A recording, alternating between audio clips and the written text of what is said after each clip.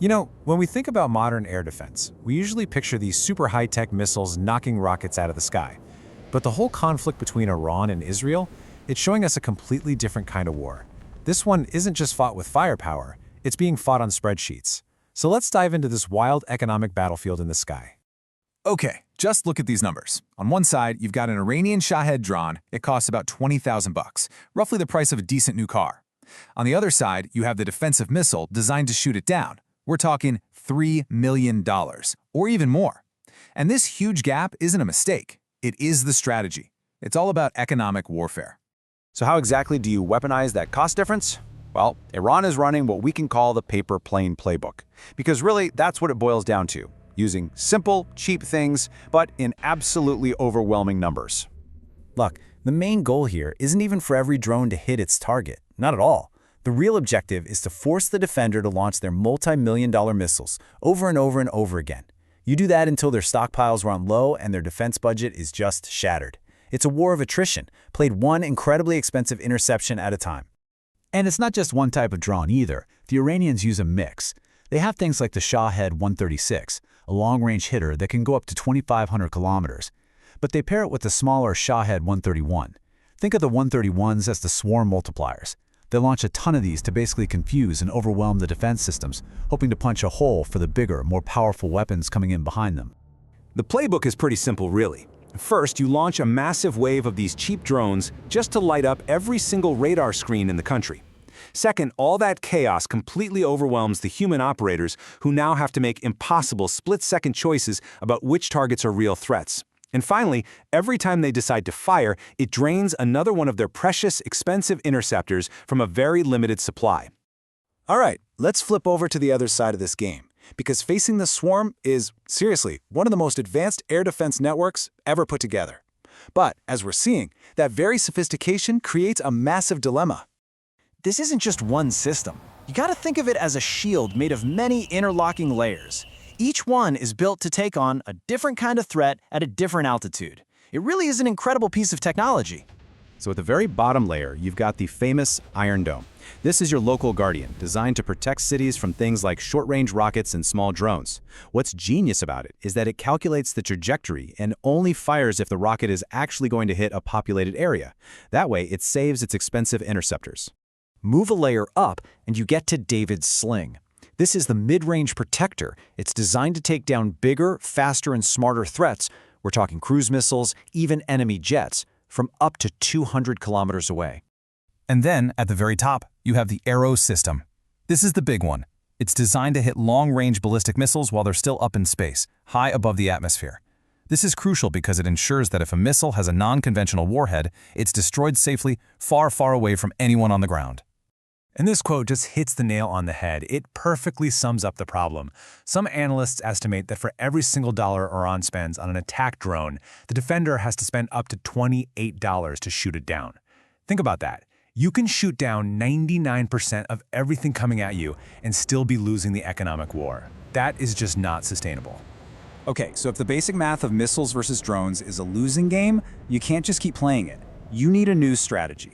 And that new strategy came from a totally different kind of technology, something designed to completely flip that cost equation on its head.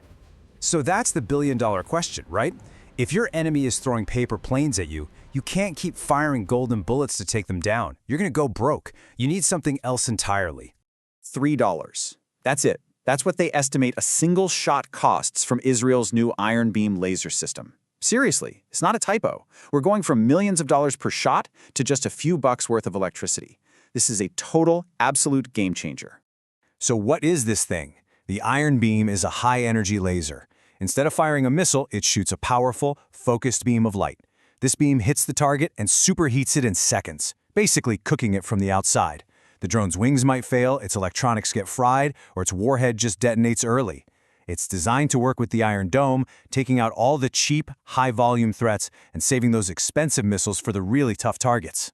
Now, it's not a silver bullet. Your traditional missiles or kinetic interceptors can work in any weather, and they can engage a bunch of targets almost at once. The laser, though, needs a clear line of sight. Bad weather like clouds, fog, or even a dust storm can weaken the beam. It's also got a slower rate of fire since it has to focus on each target for a few seconds to do its job. So it's a critical new piece of the puzzle, but it's part of a team. It doesn't replace the whole team. A $3 laser shot is amazing for solving the money problem. But technology by itself isn't enough to defend an entire region. The second, and maybe even more important part of the solution, is strategic. It's about building a team.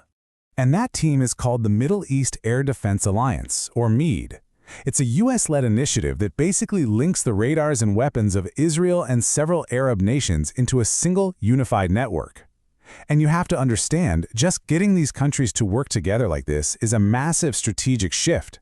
It means overcoming decades of political tension for the sake of a common defense. So you've got the US bringing in its heavy hitters, like THAAD systems and Navy destroyers. Israel brings its famous multi-layered shield. But what's so crucial is that partners like Jordan are contributing their F-16s, and Saudi Arabia is sharing vital radar data. And just imagine the technical headache of getting all these different systems from different countries built in different decades to all talk to each other perfectly in real time. It's an incredible feat. The result is this seamless radar fence that stretches across the whole region. So when a threat is launched, it doesn't just show up on one country's screen, it shows up on everyone's. And a central command can see the big picture and decide which asset is in the absolute best position to take it out. Maybe it's an Israeli missile, maybe it's a US warship, or maybe it's a Jordanian pilot. It's about using the right tool for the job, no matter whose flag is painted on the side.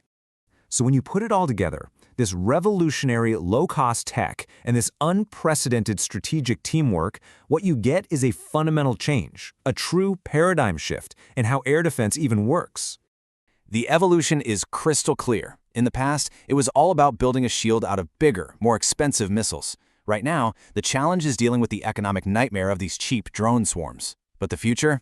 The future is a hybrid. It's smarter. It's using cost-effective lasers to handle the bulk of the problem, while powerful alliances create a defensive web that's so much stronger than any one country could ever be on its own. And all of this leaves us with one last, really fascinating question to think about. In this new era, maybe the most powerful shield isn't a single superweapon at all. Maybe true strength comes from the intelligence and the resilience of the network itself. This idea of shifting from standalone weapons to deeply integrated systems isn't just happening in the sky. It's a change that's reshaping the future of conflict everywhere. So you have to wonder, is the best shield a weapon, or is it a network?